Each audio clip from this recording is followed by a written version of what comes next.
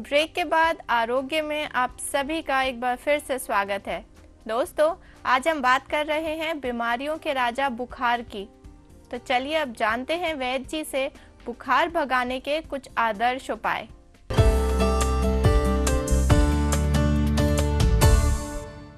तो वैद्य जी, बुखार को मात देने के लिए कुछ आदर्श उपाय हमारे दर्शकों को बताइए। निधि जी, हमारे शरीर में कोई भी इन्फेक्शन तब क्लिक करता है जब हमारा इम्यून सिस्टम बहुत स्ट्रांग हो। मैं इसके लिए बार बार कहता हूँ कि तुलसी, सौंठ, काली मिर्च, इनका यदि हम नियमित रूप से चाय के रूप में या काढ़े के रूप में सेवन करें तो हमारा इम्यून सिस्टम बहुत अच्छा रहता है। कुछ चीज़ें आयुर्वेद की ऐसी हैं जैसे रसायन प्राश, यदि हम नियमित रूप से सेवन करें तो शरीर हमारा निरोगी रहता है और छोटे मोटे इन्फेक्शन असर नहीं करते। ब्राह्मी चाय, जिसके बारे में मैं बार बार कहता हूँ, और 2-3 प्रयोग जैसे गिलोय। गिलोय का हम किसी भी रूप में, इसकी एक गोली बनती है संशमनी वटी, यानी कि गिलोय का घन। यदि हम इसको नियमित रूप से सेवन करते रहें, ये अपने आप में एक बहुत अच्छा रसायन है, बल्य भी है, इन्फेक्शन हमारे शरीर से दूर रहते हैं। दूसरा, यदि बुखार हो ही गया, त्रिफला नीम पटोल, पटोल पत्र, नीम, त्रिफला, हरड़ बेड़ा आंवला, त्रिफला नीम पटोल, निशा दारू गुग्गल सहे, हल्दी, दारू हल्दी, गुग्गल सहे, त्रिफला नीम पटोल, निशा दारू गुग्गल सहे, क्वात इसी का घोल, पित्त शोथ व ज्वर न से। पित्त बढ़ रहा हो, बुखार इससे दूर होते हैं। दूसरा, एक दवाई है आयुर्वेद की सबसे प्रचलित, सुदर्शन चूर्ण।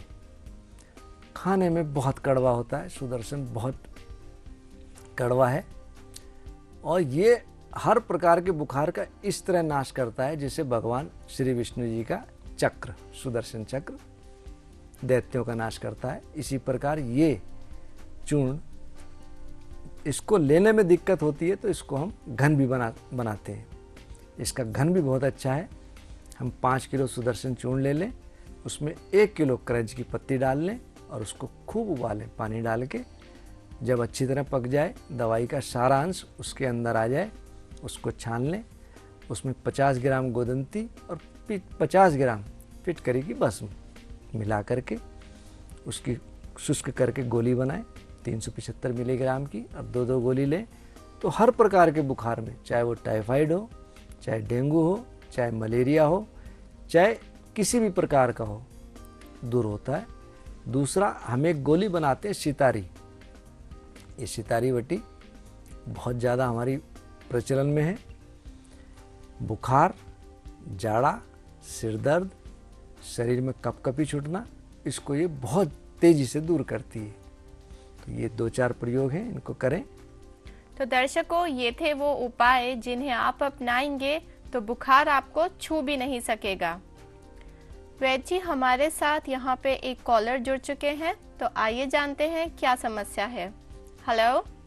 हेलो जी बताइए, अपना नाम बताइए। मैम, मेरा नाम कविता है। बहुत बहुत स्वागत है कविता आपका प्रोग्राम में। कहाँ से बोल रही हैं?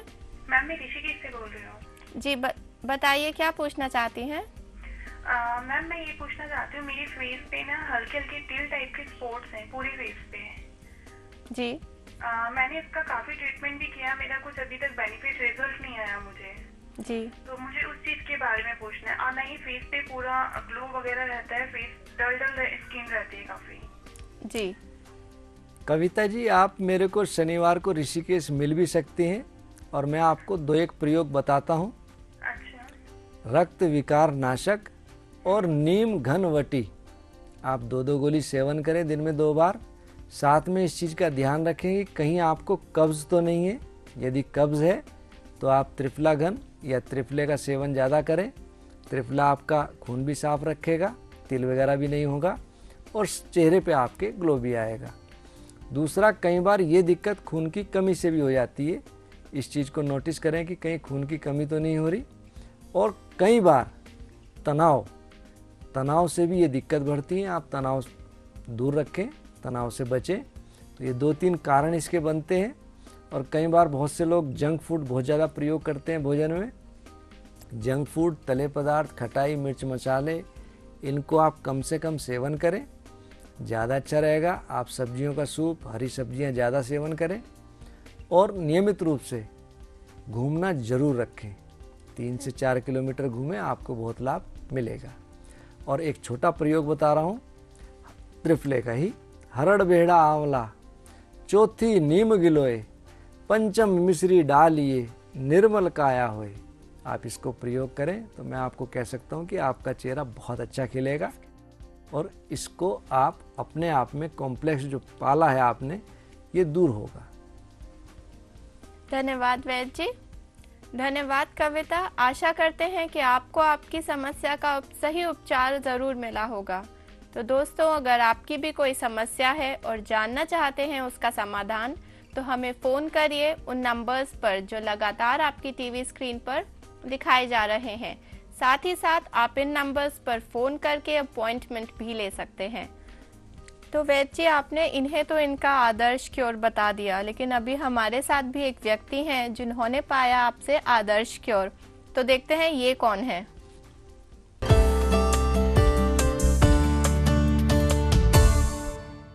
मेरा नाम लक्ष्मी है। मैं किरतपुर बिजनौर की रहने वाली हूँ। मुझे बहुत दिक्कत थी, मतलब ज़्यादा बुखार आता रहता। 2 साल से मैं बीमार पड़ी थी। मुझे दवाई खाने के बाद भी आराम नहीं हो रहा था, बार बार बुखार ज़्यादा आता रहता था। जब मैं अंग्रेज़ी दवाई खाती थी तो बुखार होता था, मैं खा लेती थी और बुखार उतर जाता था।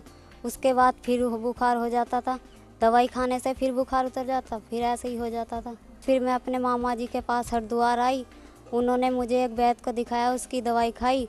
उनकी दवाई खाने के बाद मुझे काफ़ी आराम है, ज़्यादा बुखार भी नहीं आता है और हाथ पैर भी कम दुखते हैं। मैं उनके लिए बहुत बहुत थैंक यू बोलती हूँ, धन्यवाद बोलती हूँ। तो वैद्य जी, ये थी लक्ष्मी। तो ये शुरुआत में किस स्थिति में आपके पास पहुंची और आपने इनको क्या इलाज दिया? निधि जी, इसका भाई मेरे पास आया। ये लोग बिजनौर से हैं और बहुत दुखी था। कहने लगा कि हमने अपनी माता और पिता के इलाज में और साथ साथ अपनी बहन के इलाज में अपनी ज़मीन तक बेच दी और अब हम खाक हो गए। इस लड़की को पिछले 4 साल से बुखार था। ये पीजीआई चंडीगढ़ भी गए, लेकिन इसको बुखार में कोई लाभ नहीं मिला। ये बहुत परेशान था। कहने लगा कि मैं इस बीमारी के कारण बर्बाद हो गया। और ये लड़की बेचारी बहुत कमज़ोर थी और हाथ पैर इसके बिल्कुल अकड़े हुए थे। चलने फिरने में बहुत ज़्यादा दिक्कत थी और बुखार ज़्यादा और इसका बीपी कम, ब्लड प्रेशर भी काफ़ी कम रहता था। दिल की धड़कन भी इसकी काफ़ी कम थी, घबराहट बहुत रहती थी। तो मैंने इसको अमृताष्टक क्वाथ सेवन कराया। अमृतारिष्ट, अमृता गिलोय को कहते हैं। मैं बार बार कह रहा हूँ कि इससे अच्छी दवाई आयुर्वेद में नहीं है। और साथ में इसको स्वर्ण बसंत मालती, जो अभी मैंने थोड़ा बताया भी था, स्वर्ण बसंत मालती ले, शहद संग अनुपान, सुंठी 64 पहर से, सत्वर ज्वर अवसान। इसको स्वर्ण बसंत मालती का सेवन कराया और इसको बहुत अच्छा लाभ मिला। मुक्ता पिष्टी इसको साथ में दी दिल की ताकत के लिए। और अमृतारिष्ट इसने नियमित रूप से लिया। और मैं ये कह सकता हूँ कि ये आदमी अभी पीछे मेरे पास आया था, इसका भाई, बेचारा आंखों में आंसू थे और बहुत खुश था। कहने लगा जी कम से कम इस बीमारी से तो निजात मिल गई। और इसके बाद मैंने इसको स्वर्ण समीर पन्नग रस भी दिया। रस समीर पन्नग मिले, अदरक रस मधु उपयुक्त, कहा चिकित्सक ने त्वरित, हो रोगी ज्वर मुक्त।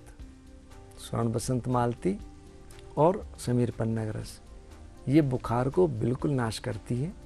और साथ में सुदर्शन घनवटी और सितारी मैंने इसको प्रयोग कराई।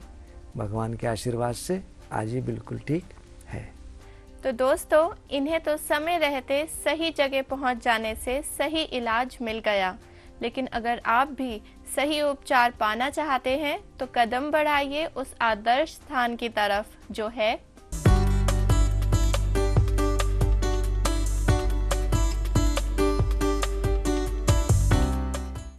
वैद्य जी, मुझे पता है आपके पास तमाम रोगों से संबंधित दोहों का भंडार है, तो आज मैं और हमारे दर्शक आपसे ज़रूर एक दोहा सुनना चाहेंगे।